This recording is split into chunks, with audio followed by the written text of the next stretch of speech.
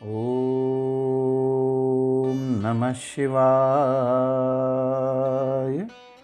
श्री शिव महापुराण कैलाश संहिता 13वां अध्याय संन्यास की विधि। सुब्रह्मण्य बोले, इसके पश्चात मध्याह्न काल में स्नान करके समाहित चित्त होकर गंध, पुष्प, अक्षत आदि पूजन सामग्रियों को एकत्रित करें। नैऋत्य कोण में देव पूजित विघ्नेश्वर देव की पूजा करें। पहले गणानाम त्वा इस मंत्र द्वारा विधि विधान से उनका आवाहन करें।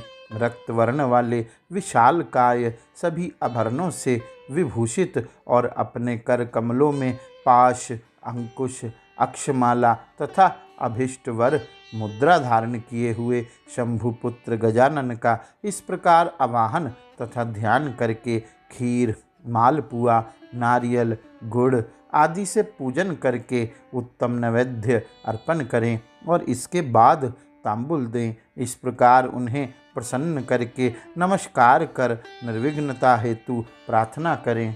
तत्पश्चात अपने गृह सूत्र के अनुसार उपासन अग्नि में आज्य भागांत हवन करें और इसके बाद अग्नि संबंधी मखतंत्र आरंभ करें।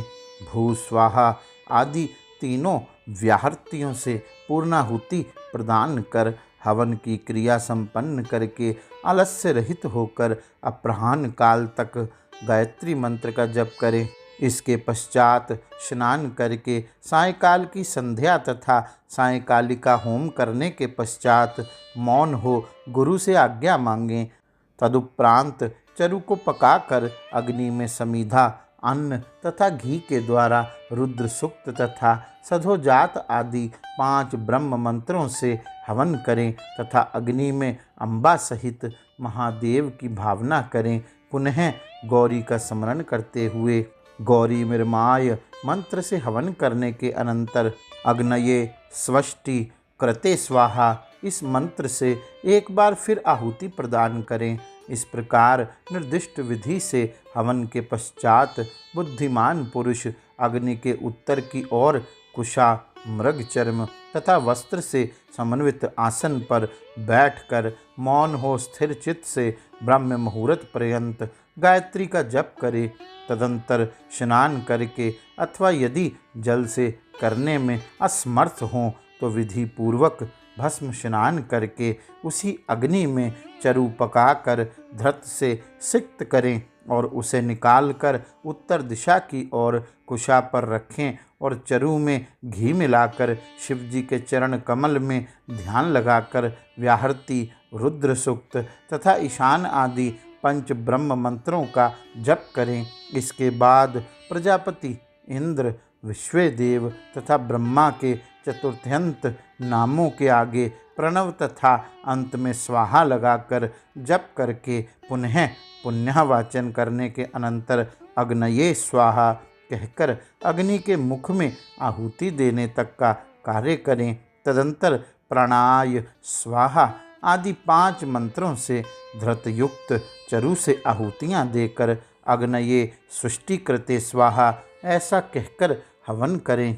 इसके बाद फिर रुद्र सूक्त एवं ईशान आदि 5 ब्रह्म मंत्रों का जप करें। इसके बाद ईशान आदि चतुर्व्यूह के मंत्रों का जप कर बुद्धिमान पुरुष अपनी शाखा के अनुसार उन देवगणों को उद्देश्य कर सांग होम करे। इस तरह जो अग्निमुखादि कर्म तंत्र प्रवृत्त किया गया है उसका निर्वाह करें। तत्पश्चात 26 तत्वों से बने हुए इस शरीर में अवस्थित तत्वों की शुद्धि के लिए विरजा होम करें। मन में भावना करें कि मेरे शरीर में विराजमान ये सभी तत्व शुद्ध हो जाएं।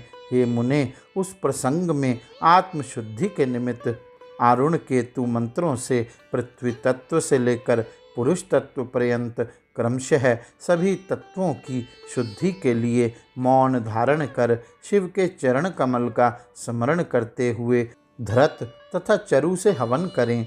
पृथ्वी, जल, तेज, वायु और आकाश ये पृथ्वी आदि पंचक कहलाते हैं। शब्द, स्पर्श, रूप, रस और गंध ये शब्द आदि पंचक हैं। वाक, पानी, पाद, पायु तथा उपस्थ ये वाग आदि पंचक हैं। श्रोत्र, नेत्र, नासिका, रसना और त्वक ये श्रोत्र आदि पंचक हैं। शिर, पार्श्व, पृष्ठ और उदर ये 4 हैं। इन्हीं में जंघा को भी जोड़ लें। फिर त्वक आदि 7 धातुएं हैं। प्राण, अपान आदि 5 वायुओं को प्राणादि पंचक कहा गया है। अन्नमयादि 5 कोशों को कोश पंचक कहते हैं। उनके नाम इस प्रकार हैं: अन्नमय, प्राणमय, मनोमय, विज्ञानमय और आनंदमय। इनके सिवा मन, चित्त, बुद्धि, अहंकार, ख्याति, संकल्प, गुण, प्रकृति और पुरुष हैं। भोक्तापन को प्राप्त हुए पुरुष के लिए भोग काल में जो 5 अंतरंग साधन हैं उन्हें तत्व पंचक कहा गया है। उनके नाम ये हैं: नियति, काल, राग, विद्या और कला। ये 5 माया से उत्पन्न हैं। श्रुति में प्रकृति को ही माया कहा गया है तथा उसी माया से इन तत्वों की उत्पत्ति भी श्रुति में कही गई है। इसमें संशय नहीं है। काल का स्वभाव ही नियति है, ऐसा श्रुति ने कहा है। इन्हीं नियति आदि 5 के समूह को पंच कंचुक भी कहा जाता है। इन 5 तत्वों को बिना जाने विद्वान भी मूर्ख ही होता है। प्रकृति के नीचे नियति और ऊपर पुरुष है। काकाशी गोल कन्या का आश्रय लेकर पुरुष नियति एवं प्रकृति दोनों के पार्श्व में रहता है। इसी को विद्या तत्व कहा गया है। शुद्ध विद्या, महेश्वर, सदाशिव, शक्ति और शिव यही पंचकियाँ तत्व समुदाय समष्टि रूप में शिव तत्व कहा गया है। हे ब्रह्मन, प्रज्ञानम ब्रह्म, इस वाक्य से यह शिव तत्व ही जानना चाहिए। हे मुनीश्वर, पृथ्वी से लेकर शिव पर्यंत जो तत्व समूह है उसमें से प्रत्येक को क्रमशः अपने अपने कारण में लीन करते हुए उसकी शुद्धि करना चाहिए। पृथ्व्यादि पंचक, शब्दादि पंचक, वागादि पंचक, श्रोतादि पंचक, शिरादि पंचक, तत्वादि धातु सप्तक, प्राणादि पंचक, अन्नमयादि कोश पंचक, मन आदि पुरुषांत तत्व, नित्यादि तत्व पंचक और शिव तत्व पंचक, ये 11 वर्ग हैं। इन 11 वर्ग संबंधी मंत्रों के अंत में परस्मै शिव ज्योतिषे इदम न मम, इस वाक्य का उच्चारण करें जिसके द्वारा अपने उद्देश्य का त्याग बताया गया है। इसके बाद विविधा तथा कशोत्तक संबंधी मंत्रों के अंत में अर्थात विविधये स्वाहा, करशोत्काय स्वाहा, इनके अंत में स्वतत्व त्याग के लिए व्यापकाय परमात्मने शिव ज्योतिषे, विश्वभूत घसनोत सुकाय परस्मै देवाय इदम न मम, इसका उच्चारण करें। इसके अनंतर उत्तिष्ठस्व विश्वरूपाय पुरुषाय ओम स्वाहा, इस प्रकार उच्चारण कर आहुति प्रदान करें।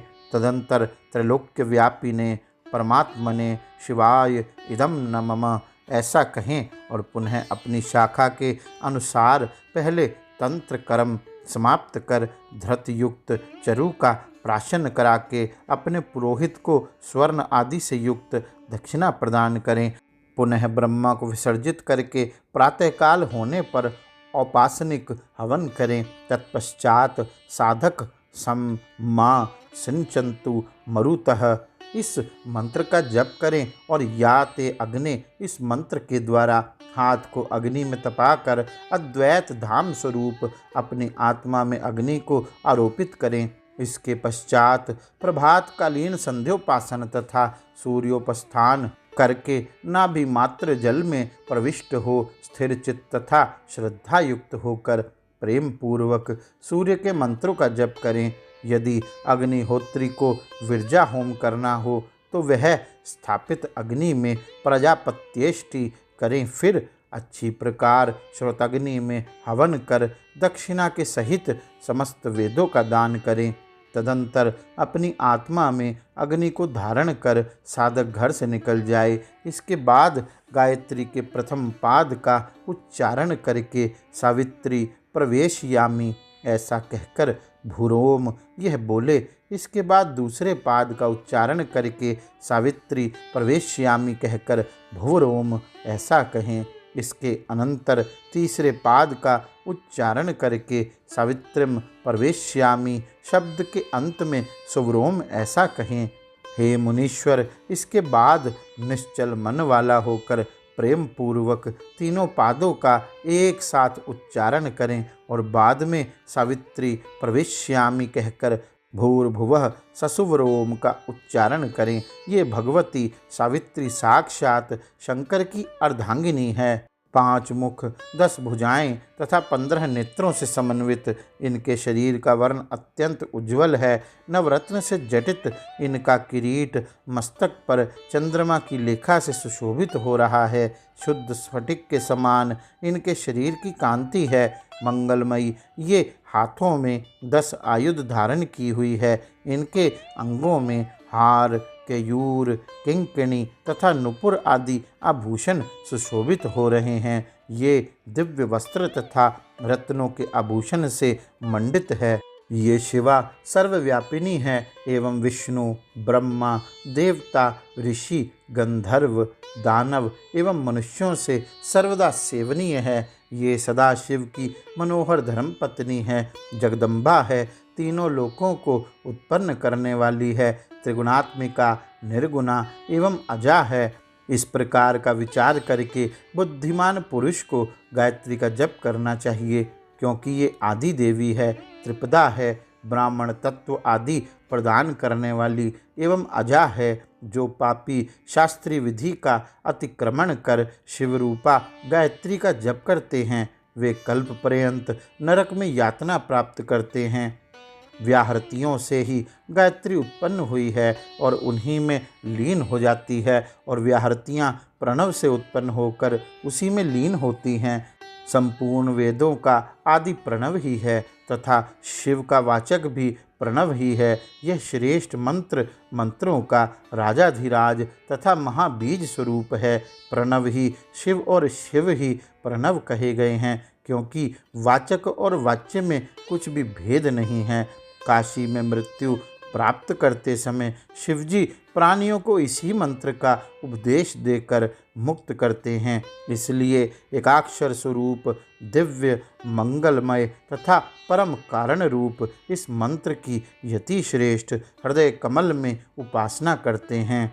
अन्य मुमुक्ष, धीर, विरक्त तथा लौकिक पुरुष भी इन विषयों को अच्छी तरह जानकर परम कल्याणमय प्रणव की उपासना करते हैं। इस प्रकार गायत्री को शिववाचक प्रणव में लीन करने के पश्चात अहम वृक्षस्य रेरिवा इस अनुवाक का जप करना चाहिए। तत्पश्चात यच छंद साम्रषभ इस अनुवाक को आरंभ से लेकर श्रुतम में गोपाय तक पढ़कर कहें। दारेशनायाश्च वितैशनायाश्च लोकेशनायाश्च व्युत्थितोहम, अर्थात मैं स्त्री की कामना, धन की कामना और लोकों में ख्याति की कामना से ऊपर उठ गया हूँ। मुने इस वाक्य का मंद, मध्यम और उच्च स्वर से क्रमशः 3 बार उच्चारण करें। तत्पश्चात सृष्टि, स्थिति और लय के क्रम से पहले प्रणव मंत्र का उद्धार करें, फिर क्रमशः इन वाच्यों का उच्चारण करें। ओम भूः संन्यस्तम मया, ओम भुवः संन्यस्तम मया, ओम सुवः संन्यस्तम मया, ओम भूर्भुवः सुवः स्वस्तम मया। इन वाच्यों का मंद, मध्यम और उच्च स्वर से हृदय में सदाशिव का ध्यान करते हुए सावधान चित्त से उच्चारण करें। तदंतर अभयम सर्वभूतेभ्यो मतः स्वाहा, मेरी ओर से सब प्राणियों को अभयदान दिया गया, ऐसा कहते हुए पूर्व दिशा में एक अंजलि जल लेकर छोड़ें। इसके बाद शिखा के शेष बालों को हाथ से उखाड़ डालें और यज्ञोपवीत को निकालकर जल के साथ हाथ में ले इस प्रकार कहें। ओम भुवः समुद्रम गच्छ स्वाहा, यूँ कहकर उसका जल में होम कर दें। फिर ओम भुवः संन्यस्तम मया, ओम भुवः संन्यस्तम मया, ओम सुवः संन्यस्तम मया, इस प्रकार 3 बार कहकर 3 बार जल को अभिमंत्रित करके उसका आचमन करें। फिर जलाशय के किनारे आकर वस्त्र और कटी सूत्र को भूमि पर त्याग दें तथा उत्तर या पूर्व की ओर मुँह करके 7 पद से कुछ अधिक चलें। कुछ दूर जाने पर आचार्य उससे कहे, ठहरो ठहरो भगवन, लोक व्यवहार के लिए कौपीन और दंड स्वीकार करो। यूँ कहकर आचार्य अपने हाथ से ही उसे कटिसूत्र और कौपीन देकर गेरुआ वस्त्र भी अर्पित करे। तत्पश्चात सन्यासी जब उससे अपने शरीर को ढककर 2 बार आचमन कर ले, तब आचार्य शिष्य से कहे,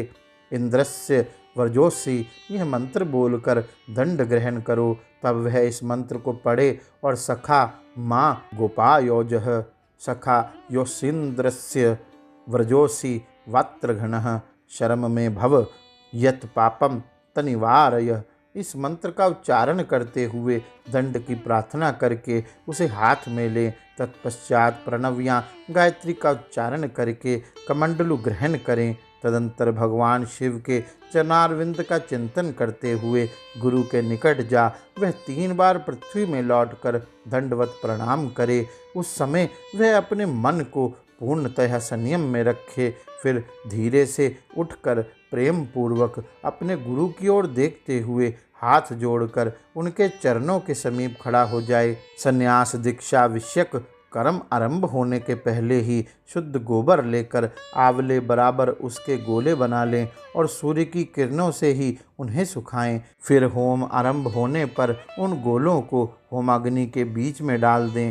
होम समाप्त होने पर उन सबको संग्रह करके सुरक्षित रखें। तदंतर दंड धारण के पश्चात गुरु विरजाग्नि जनित उस श्वेत भस्म को लेकर उसी को शिष्य के अंगों में लगाए अथवा उसे लगाने की आज्ञा दे। उसका क्रम इस प्रकार है, ओम अग्निरिति भस्म, वायुरिति भस्म, जलमिति भस्म, स्थलमिति भस्म, वयोमेति भस्म, सर्वः वाम इदम भस्म मन एतानि चक्षुषी।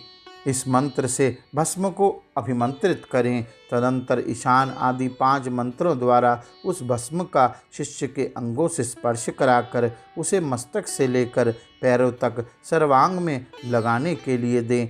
शिष्य उस भस्म को विधि पूर्वक हाथ में लेकर त्रयायुषम तथा त्र्यंबकम इन दोनों मंत्रों को 3-3 बार पढ़ते हुए ललाट आदि अंगों में क्रमशः त्रिपुंड धारण करे।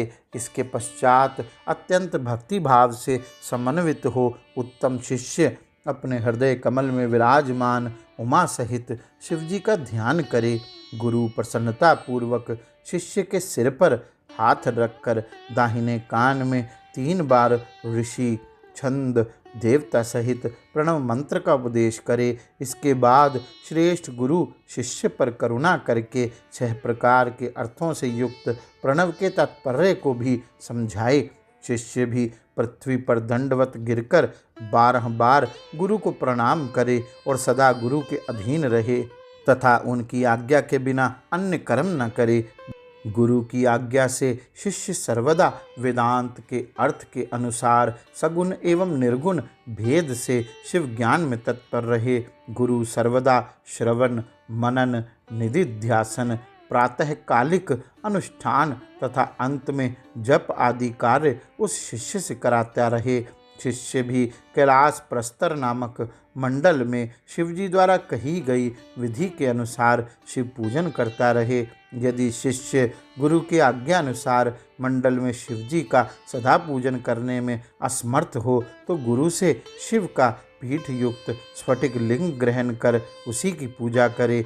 चाहे मेरे प्राण चले जाएं अथवा भले ही सिर कटा लेना पड़े, किंतु भली भांति भगवान त्र्यंबक का अर्चन किए बिना कभी भी भोजन नहीं करूँगा। इस प्रकार शिव भक्ति रखते हुए वह शिष्य गुरु के समीप दृढ़चित्त होकर 3 बार उच्चारण करके शपथ ग्रहण करे। इसके बाद शिव भक्ति में तत्पर मन वाला वह पंचावरण मार्ग से परम भक्ति के साथ नित्य महादेव का पूजन करे। गौरी शंकर भगवान की जय। ओम नमः शिवाय।